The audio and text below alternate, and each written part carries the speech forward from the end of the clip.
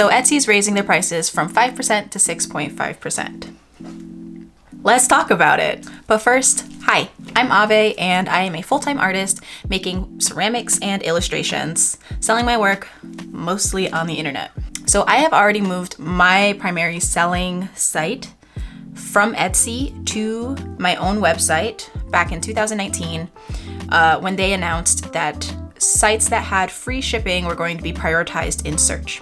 I can go into more about like why that just like doesn't work for me or anyone else that makes things of different sizes and weights, and it feels kind of icky to upcharge so much in the price. But that's when I made the big move.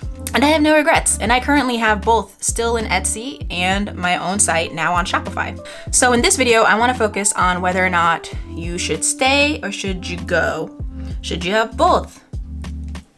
So in order to understand whether or not you should stay or go, first thing we have to do is talk about the numbers.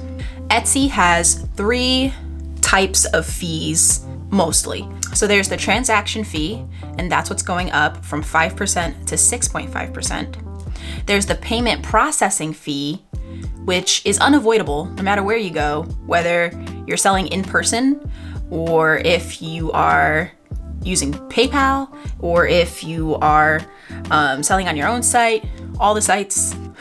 Anytime you process a card, there's about a 3% fee for processing the payment. That's how companies like MasterCard and Visa make a lot of their money. The third bucket of fees that Etsy has is the listing fee. It's just a flat 20 cents to list your item, and it auto renews, or maybe you have it so that it's manual every 4 months. So those are the 3 main fees that Etsy charges to exist on their site. Now, so an increase from 5 to 6.5% doesn't sound like a lot. It's 1.5% more. Let's work out an example. Let's say you have a $4 sticker. Etsy is going to take, for their transaction fee, 20 cents. Now, once it increases to 6.5%, that number goes up to 26 cents. 6 cents difference, not terrible. Now, if you're someone like me who makes the bulk of their income from selling things like mugs, I'm gonna use a nice round number for this example, $50, because that's about the starting price for my mugs. That goes from the transaction fee, like the money that Etsy gets, other than the payment processing and the listing fee. It goes from $2.50 to $3.25. That is a difference of 75 cents. So you can imagine if I'm doing a shop update every month and and I do an average of like, let's say 30 mugs or so, that could easily be about an extra $30 a month that I'm paying just in the fee increase alone. Not including the fees I'm already paying. Okay? That's why it feels like such a big deal if you're full-time or making a living off of this, or even if you're not, like, it's substantial. It's substantial. So the number that we want to figure out is how much money do I need to make per month to justify having my own website. The average price for a website is around $30. There are some that are like $25, some that are around $30, maybe even a little bit more if you want some bells and whistles, but let's stick with like $30. So in order for, getting your own website to be like a bargain or a deal, when I did the math, just using the transaction fee percentage, you would have to make around $460 a month. That means if you are making $460 a month, you are already paying at minimum at least $30 in fees. Does that make sense? Let's do the math again, just to be sure. So let's say I made $460. Go us, we made $460. And Etsy wants to take, there's 6.5%. So 460 times 0.065 equals, $29.09 or 90 cents. So So $460 is the magic number. That's not including the listing fees. That's an extra 20 cents per thing. That's not including the payment processing fees. Those you're still gonna have to pay anyways, because a lot of these sites, it's like the $30 plus the payment processing fees. So we're not even going to include that because it's more or less the same, $460.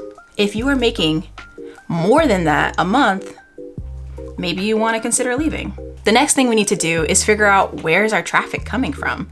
Because sure, you might be making more than $460 a month to, justify your own website, but are you bringing in enough traffic? Can you lead those people somewhere else? Here's how we find that out. Etsy has within their seller's dashboard your stats. Where's the traffic coming from, right? If it looks anything like what mine looks like right now, probably not. It's probably best to stay because Etsy's bringing, for me on my Etsy shop, they're bringing 90% of my traffic, which is good because I only advertise my own website. I don't want to be pointing people to my Etsy shop. I want to be pointing people to my Shopify. But if these numbers are flopped for you, then that means the people that you're bringing to your Etsy shop, you can likely bring them somewhere else. And that was the case for me when I made the switch to my own website. I was bringing in, at the time, I believe around 70% of the traffic was coming from my Instagram.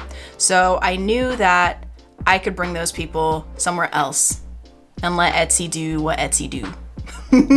So I made my own website and I was successful in leading them to somewhere else to check out and purchase my items. So now the next question that you have to ask yourself is, do you want to build a website? I'm not gonna kid you, it's kind of a lot of work. It's work that I find worth it because I feel like as an artist, you should have like your own cozy little nook on the internet that doesn't belong to someone else. Even if it is just a portfolio website, I feel like that's very important for you to have. You don't want it to be subject to an algorithm or changes, things like that. At the time I had a Weebly, so that's still my portfolio site. While a lot of these different sites make it easy to make a website, building a website's not for everyone. So that's another thing that you should consider. If you don't want to build a website, then this decision's pretty easy. Stay on Etsy. Another thing to think about is what percentage of your customer base is international. When I first moved to my own site, it was fine. It was great. But with the new VAT laws with the EU and the UK, there's a lot more paperwork that I, as a micro business, I don't even have access to. Like for the UK, I need to have I want to say my own tax ID for the UK, which means I would have to have a UK bank account and no. So I don't sell to the UK anymore unless if they purchase through my Etsy, which is a good reason to keep one. Most of my customers are still Canada and US, primarily US. So all is good there. Now, the next thing that you need to think about is, would you rather put your administrative efforts into building up your SEO or to building up your social media? If you want to build up your SEO, and if that's something that you're good at, thinking of keywords and kind of figuring all that stuff out, there's really handy tools like eRank and Marmalade that can help you figure out what keywords make sense for your item. Some items are really simple to think about in terms of finding keywords for that. Some items are not so easy. Let me show you an example. Okay, so here's two of my products, and one I feel like is super easy to figure out SEO. One is kind of weird and difficult, and are people even searching for that? So let's talk about what might be difficult for a search term for this guy. It's a really cool mug and it's really fun, but how do I describe this to an algorithm to find it? You know what I mean? Are people going to know that I call these blobs? Are people gonna type in, I feel weird today, but I'm okay with it? This is a 16-ounce hand-built mug, rainbow, drippy glaze clouds. Like, those are some keywords, but who's searching for that? Now here's an example of something that I think could be super easy in SEO. It's a D20, it's a dice. Tabletop gaming, gifts for nerds, tabletop D20 ring dish, geeky girls. You know what I mean? Like, the amount of search terms I could think of for this little trinket tray, a lot easier than trying to describe this. But on social media, I know how to communicate to my customer about both. On Instagram, I can talk about why I made a mug that says this. What does this little blob mean to me? Or how I came to be with that. And I can form those types of, I can communicate that better through social media than I can through an algorithm. If your item is something that is niche and describable, maybe you don't really need social media as much. Okay, so we talked about the numbers. We talked about some questions to ask yourself, whether or not, one way or the other, what can help you. How do you manage both? Let's say you're in a position where you're driving about 50% of your traffic and you're making about $500 a month. You really want to have your own site, but maybe having an Etsy can still help while you're making the transition. Honestly, this might be the most common scenario. I would recommend trying out the free trials of whatever your top interest websites are. I can tell you that for Shopify, it is super robust and involved. And personally, I've grown to love it. It was a definite upgrade from Weebly, but Squarespace and Wix might work just fine. And all of these sites have free trials. So I recommend dipping your toes, trying them all out, see what's out there, see what clicks for you. Because if you're the one managing the website, it has to be a user interface that works for you. If you go into the back end of your website and you hate it, not worth it, because you're gonna have to do that. So I'd recommend trying out some websites, finding one that fits you, finding one that works. And then once you figure that out, there are some migration tools that these sites have built in. So let's say you have a lot of listings over on your Etsy. Sometimes you can download that information and upload it to your site. I was able to do that when I first moved over to Weebly, so that way I didn't have to type in a ton of information and build all new listings. I will say it is a lot of background work, no matter which one you go with, but it is doable, it is possible, and you can do it. Just one step at a time, take it slow, you can do it. And then once you feel like you've comfortably have your site set up, you figured out all the odds and ends, the next big question you might have is taxes.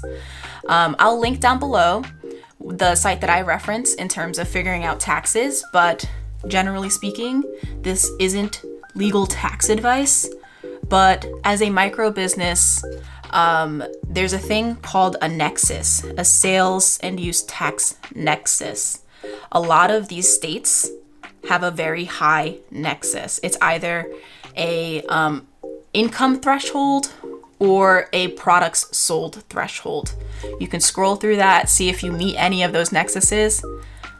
I don't meet any of them, except obviously for the state that I live in. So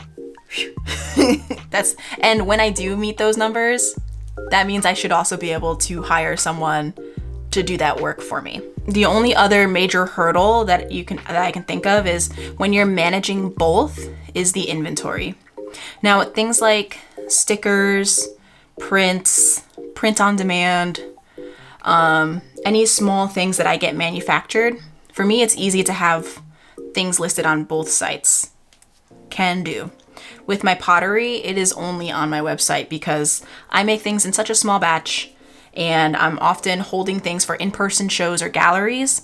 So right now, only my Shopify has my pottery. I'm hoping to build up enough stock that I can start listing some pottery back on Etsy just so I can benefit from search. But I think you'll probably have a good feel of what inventory can you manage on both sites. I'm not too familiar with the apps that help with that sort of thing.